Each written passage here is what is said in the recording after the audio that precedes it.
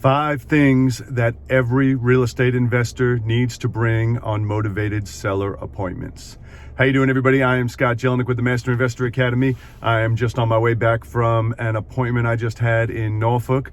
That was clearly a no-buy. It was one of those guys that it looked like a great appointment. The guy, he bought it for 40 grand in 1980. It's worth about 2.25 now. So I was real excited about it, but he was one of those guys. He believed it was worth 170, and he's like, well, they're worth 170 plus I did 10 grand worth of, work in my living room. So he wanted 180. And, so his expectations were a little out of whack. It was in great shape, so he can just go ahead and list it. We can't buy every house, every appointment we go on. Anyway, I wanted to tell you about 5 things you need to bring on every motivated seller appointment. And the reason I wanted to tell you this is because I go on a lot of appointments with my coaching students, and sometimes I'm amazed how they do not have the specific things that they need to bring. So number 1 is your name tag. So you can do this business without ever having a name tag. I like having name tags for a couple reasons. 1 is it makes you look professional. 2, it makes your sellers comfortable and at ease. They know exactly who you are from the second you get there. The other thing is that the unconscious thing is that, we all know when building rapport, people like people who are like themselves. Well, 90%, probably 99% of your sellers are employees somewhere. Well, when you go in wearing a name tag, it makes you relatable to them. You look like an employee when you go in wearing a name tag. So name tag is number 1. Number 2 is going to be your face mask. This is 2021, and that's part of life right now, wearing a face mask. However, there's 2 different camps on the face masks, and so I'm going to tell you exactly how I do it.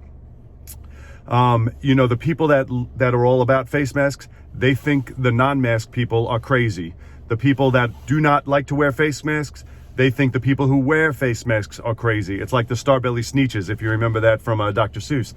Well, anyway, so our job is to build rapport as soon as we get there and to get along. That's how we buy houses. Well, so the way I do it is I wear it around my neck just like this, as silly as I feel wearing it. And when they open the door, if they are wearing a face mask, it takes me 2 seconds to go like this and pull it up. And then I will wear it like this for the duration of the appointment. If they are not wearing one, I leave it just like this and continue my appointment just like this. So face masks is going to make number 2 of things you need to bring. Number 3 is going to be hand sanitizer. If you've been in this business any length of time, you know that we come into some disgusting situations.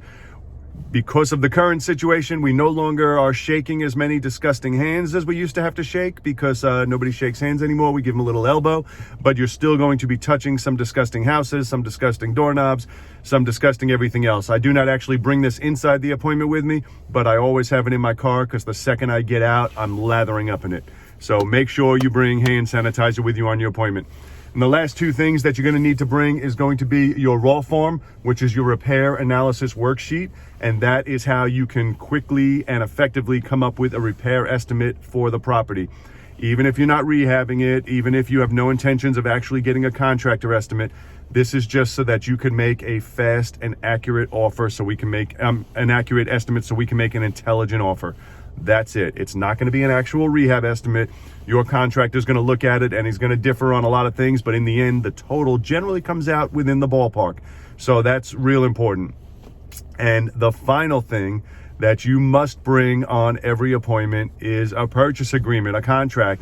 We've been using our 1-page contract now. However, I got to tell you, I've gone on appointments with people and then I ask them, I say, well, let's fill out, they didn't bring a contract. And I'm like, how could you not have a contract? Now I get it if you're new and you don't know, which is why I'm doing this video.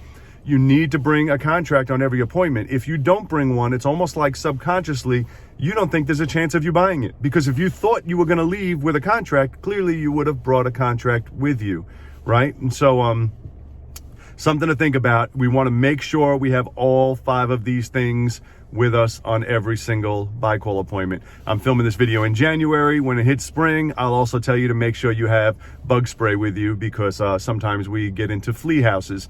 And so you want to make sure clearly that you can take care of the fleas before you have to get back into your vehicle. But that's for another day. So anyway, these are the 5 things that you must have on every buy call appointment. That's going to be your name tag, your face mask, hand sanitizer, your raw form, which is your repair analysis worksheet, and your purchase agreement, be it the one-page purchase agreement or your full purchase agreement. You need to have all 5 things on every single buy call appointment. That's all I got for you guys today. Thank you for watching. Go ahead, subscribe to the channel. I will talk to you soon. Have a fantastic day. Bye-bye.